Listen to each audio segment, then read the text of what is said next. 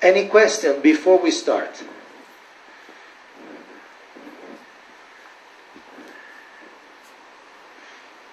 Did you make up your mind in which group you want to go already? You have some tendency?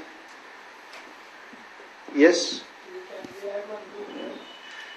Let's see. Let's try. Which one is that? Feedback from the visitor who comes to the temple about the temple. So, okay. Can we be integrated in maybe inactive members, something like that? Ask people or new people, how do you feel? Can we integrate that? That can be the angle. If you like, you can join that and include that. You wanted to say something? Yes. Here, for you. How often are these surveys done? Because generally marketing companies you find they're doing it. Other companies you don't see doing them so much service. You just purchase a product in case you want to fill a survey form that they give you with the product. Otherwise they don't take so much. But how much should, as a spiritual organization, we should base our I would say this. Since generally we don't do it, right? We don't do it, right? We don't. Community, we just produce. This is our product. This is what we propose. These are our proposals to you, and it's this way or the highway. I mean, you like it or take it, but we don't really care what you think about it. This is what basically we are telling them. Okay, so now I'm saying we're talking about culture. So surveying our customers, we can call it customers, surveying our community, is not part of our culture. Okay? It just, let's be frank. We don't think much about that. Right? Let's be frank. We don't think much. Now, as we were discussing this morning when we say culture, a survey, we could put it at the top. Artifacts, behavior, right? Something practical, something you do. So, I propose that let's start with the level of artifacts. Let's start with some activity. Let's do it. Let's do one. Let's do two. And then you feel, well, it was useful. Yes, we gained a lot. Now it was useless. Okay? Is it fair? Is it fair? You invest a couple of hours here, you invest a few hours in your place, you get the data, and then you let me know. Dear Kaunteya Das, this survey was the greatest waste of time in our life. Thank you very much. Or you can tell me next time, it was not such a bad idea. Through that survey, we gained some information and we improved a lot in certain areas which we never even thought about it. So I leave it really open. You may decide, no, we don't want to do the survey. That's up to you. But let's keep it open. Let's do it and let's see how it goes. And if it works for you, it may become part of our culture. If it doesn't work for you, it may not become part of our culture or your particular temple culture. Is it fair? Let's give it a try. There's an industry of $1 billion, crores. There's an industry of surveying polls, opinion polls. These people are not crazy. They may be materialistic, but they're not crazy. Politicians want to know. Companies want to know. Basically, every service company in the world wants to know how their service is received. I think we should also start. And let's see how it works for you. Hare Krishna. Good morning. So we are at the last day. Last full day. So we already crossed the 50% mark. Yesterday, little review yesterday. we did, okay, the first thing was the culture. Culture. So we define congregational developers, community builders, it means you, as cultural engineering. Huh? Some of you are already mechanical engineers, so you can add something to your CV. Some of you, or maybe mother or father, wanted you to become an engineer, but somehow you didn't make it, so you can all go back and say, I'm a cultural engineer now. So, 3 levels. Huh? The senses, the visible, the subtle, and the even more subtle, more intimate, more secret, more unconscious. And the leader needs to act on all the 3, and then the leader needs to be very conscious of all 3s. And we have given a few examples, I'm sure you can give more, of places where the same movement, but in a temple there is a culture, in another temple there is another culture. Because the elements are different. The values, the priorities, the vision, even the strategies. Then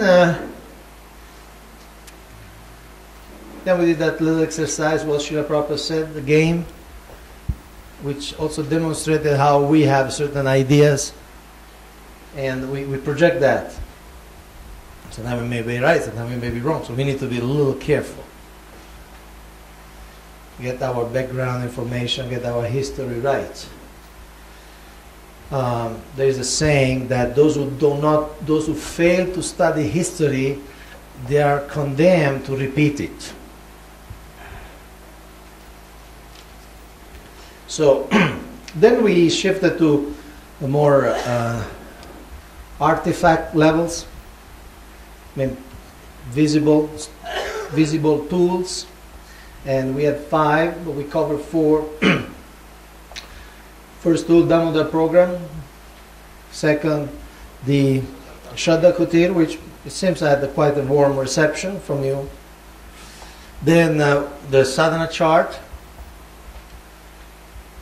which seems some of you are familiar and some of you may think of using more. And then the each one teach one. We had a kind of cold reception from you. That's okay. It's okay. Then we discussed. Then basically that was the morning, and then in the afternoon we did the survey. You read the 13-page document, how to run surveys, and then you did some some group work. Some were not group, some were single, some were group work. So how is that going? Yes. How much time you want? Half an hour. Half an hour is enough? Huh? 1 hour. Yeah, because your group mostly talked about different things. No, not in a negative way. It was a composite element. You had to identify your sample. What do you call it? Sample. The sample group you want to interview. Whom you want to interview, and what's your goal? And plus, with 13 people, obviously, it's a slower journey. Okay, so who can manage with 1 hour? Even if I give an hour, can you fill it up with something productive? Can you manage? Huh? So I'll give you an hour, probably 10 to 11 tonight. No, we'll fit it in. We'll fit it in. Don't worry. Sleeping is sacred. Okay, see, I want to start with something different. See, you may have noticed when in the morning when you're fresh, pasta permitting, when you're fresh, I want to go into something that really needs your brain, okay?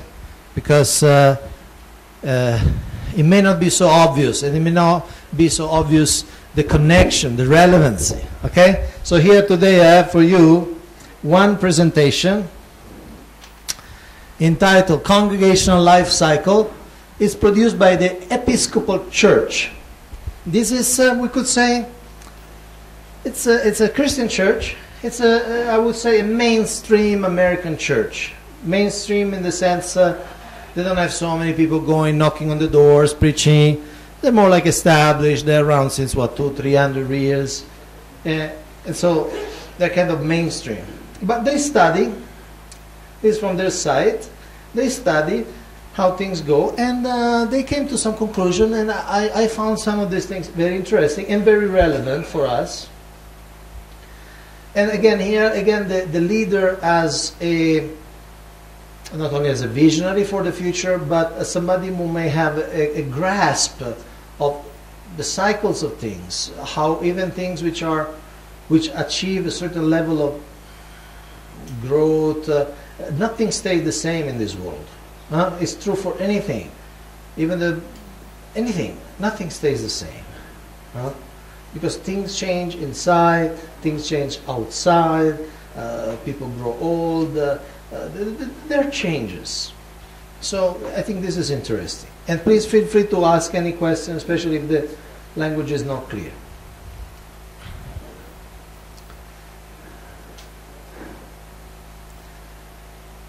Every living thing and system has a natural life cycle.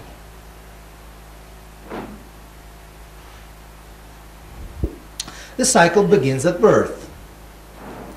Birth. And what are the characteristics of birth? There is a potential.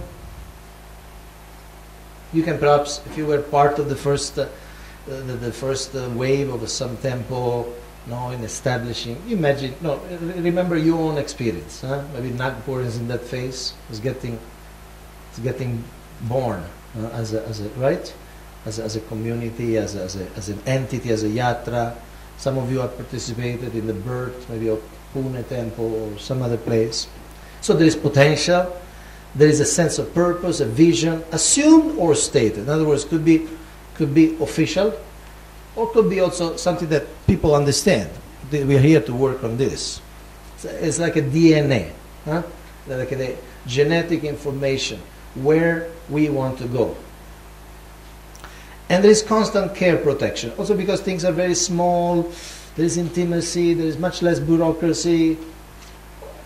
It's very much a team project. Birth is followed by a period of growth. And what are the characteristics of growth? There is energy and excitement. Things are moving. We are getting somewhere. We're getting land. We are getting new devotees. We are getting money. We are getting a new place. We are getting a new project. We have a new base, a new this and new that. There is unexpected. May go in different directions. And there is progress. Then there is a stability. Growth is followed by stability.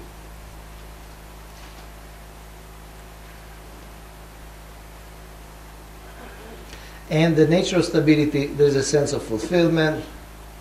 We reached our goals. There is a sense of accomplishment. Where there was nothing, now there is something.